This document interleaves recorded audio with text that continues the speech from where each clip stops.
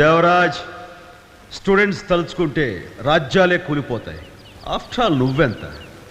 నా వెనుకున్న ఈ జనం డబ్బుతో రాలేదు, ప్రేమతో వచ్చారు, అభిమానంతో వచ్చారు.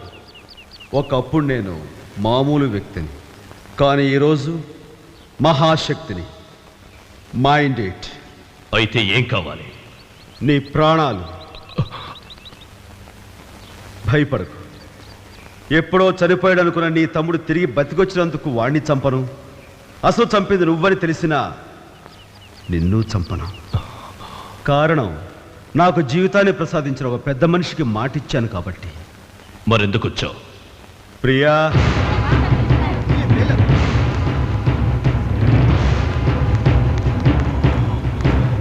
ఒక తండ్రి హోదాలో వాళ్ళిద్దరికీ పెళ్లి చేస్తే సంతోషం, లేకపోతే శ్రేయోభిలాషిగా నేను చేయాల్సి వస్తుంది.